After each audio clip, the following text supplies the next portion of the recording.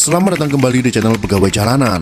Semoga informasi yang kami sajikan ini bisa bermanfaat untuk kita semua.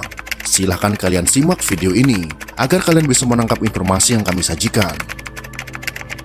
Selamat menonton.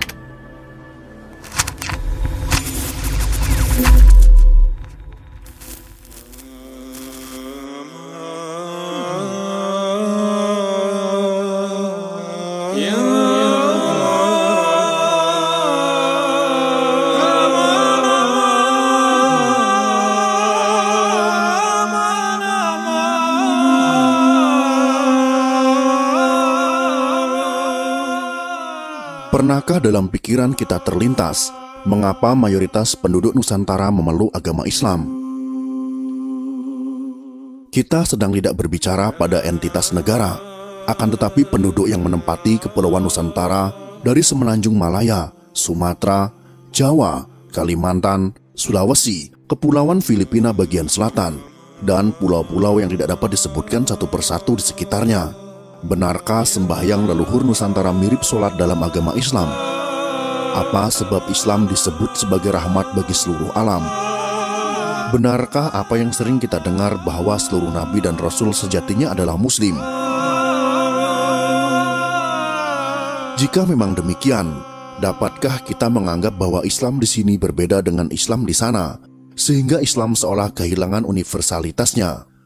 Apalagi bila ternyata di bumi Nusantara pun ratusan tahun silam sudah terdapat keyakinan yang boleh dikata juga Islami, dalam artian tidak bertentangan dengan ajaran tauhid atau monoteisme dalam Islam.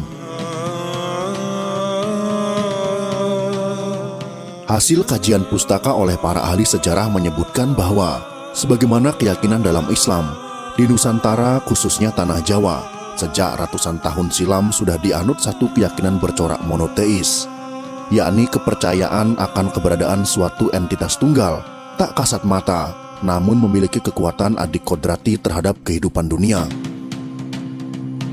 Entitas tunggal inilah yang mereka yakini dianggap layak sebagai satu-satunya yang berhak disembah, dan mereka sebut sebagai Sang Hyang Taya. Dan dari sebutan itulah pula kemudian muncul istilah Kapitayan, mengacu pada corak keyakinan pada Sang Hyang Taya, Zat Maha Kuasa, pencipta dan pengatur segala sesuatu.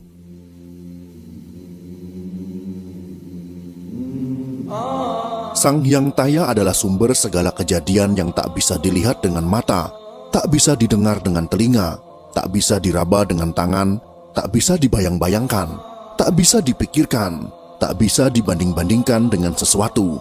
Dia adalah Taya, yaitu hampa, subung atau awung-awung. Dia tidak dilahirkan, tidak berawal, tidak berakhir, tidak satupun makhluk yang bisa mengenal keberadaannya yang sejati. Manusia mengenalnya melalui pengejawantahan kekuatan dan kekuasaannya di alam ini sebagai pribadi ilahi yang menjadi sumber segala sumber kehidupan yang tergelar di alam semesta, yakni pribadi ilahi yang memiliki nama dan sifat sebagai pengenal keberadaan dirinya. Konon Kapitayan inilah agama asli nenek moyang kita, yang sebenarnya sudah ada di bumi Nusantara sejak awal, bukan animisme dan dinamisme, sebagaimana dituduhkan sejarawan orientalis di sebagian buku-buku sejarah kita di masa-masa belakangan ini. Mungkin perlu diketahui bahwa konsep Hyang sebenarnya adalah konsep asli dari sistem kepercayaan masyarakat Nusantara, khususnya di Tanah Jawa, bukan konsep ajaran Hindu atau Buddha dari India, sebagaimana yang selama ini sering dipahami banyak orang. Karena kata Hyang sendiri sudah lama dikenal dalam bahasa Jawa, Sunda, Melayu, Kawi dan Bali, yang bermakna keberadaan kekuatan adikodrati yang supranatural, keberadaan spiritual bersifat ilahiyah yang mencipta, mengatur, dan mempengaruhi segala sesuatu yang ada di alam jagat raya ini. Entitas absolut yang mustahil dibayangkan dan digambarkan, apalagi sekedar didekati dengan panca indera kita. Maka karena sifatnya yang demikianlah, orang Jawa pun mendefinisikan Sang Hyang Taya yang berarti hampa atau kosong, tapi bukan berarti tak ada. Dalam satu kalimat bernas, Tan Keno Kinoyo Ngopo, yang keberadaannya sama sekali tak bisa diapa-apakan. Begitulah cara orang Jawa bertauhid, mengakui dan meyakini bahwa Tuhan itu Maha Esa pada masa itu. Itulah akidah orang Jawa, sebelum apa yang kita sebut sebagai agama samawi diperkenalkan kepada mereka ratusan tahun setelahnya. Menganalogikan dengan pemahaman keberagaman kita di zaman sekarang, lalu bagaimana akidah itu mereka terjemahkan ke dalam syariat Islam? Apakah mereka punya semacam kitab suci, berisi tuntunan perilaku dan beragam tata cara ritual atau prosesi ibadah?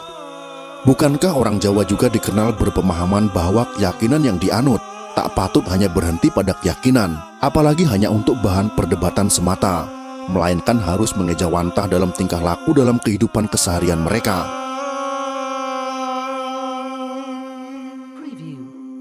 Sejarawan juga menyebutkan, meski tak berwujud kitab suci agama-agama samawi sebagaimana bentuknya yang kita kenal sekarang, tapi masyarakat Jawa kala itu telah bersepakat untuk memiliki apa yang disebut dengan pakem, yakni semacam konsensus yang mesti dijaga ketat dalam berkeyakinan dan berperilaku, yang kesemuanya diarahkan pada apa yang mereka sebut sebagai tata krama atau aturan hidup luhur, agar orang Jawa menjelma sebagai sosok manusia yang hanjawani atau memiliki akhlak terpuji.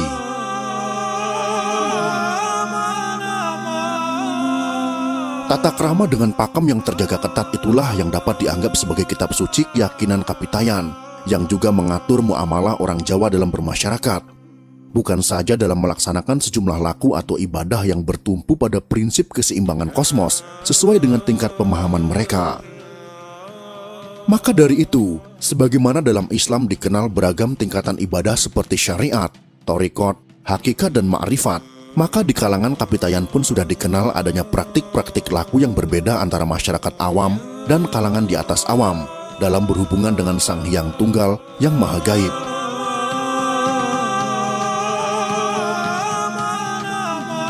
Bagi kalangan awam Kapitayan, karena Sang Hyang Tunggal diyakini bersifat gaib, maka untuk memujanya tentu dibutuhkan berbagai sarana yang bisa terindra alias terjangkau alam pikiran manusia.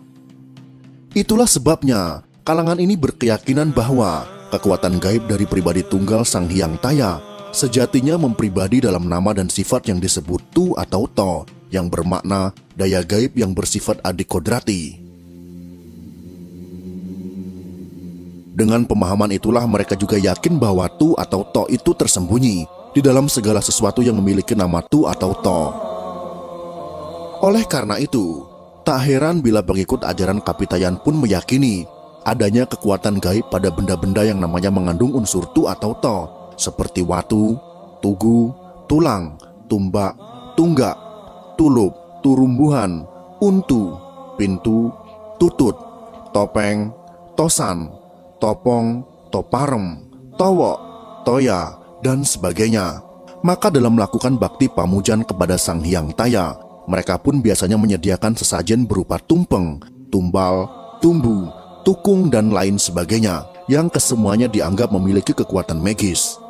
Sementara untuk para ulama Kapitayan, yang tingkatan pemahamannya berada jauh di atas pemahaman kalangan awam, sudah memiliki tata cara tersendiri dalam menyembah langsung atau sembahyang kepada Sang Hyang Taya di sebuah tempat ibadah yang disebut sanggar, mirip juga dengan sebutan langgar atau surau di kampung-kampung. Penyembahan ini dilakukan dengan gerakan-gerakan tertentu, yang urutan-urutannya juga sangat mirip dengan tata cara sholat kita di zaman sekarang.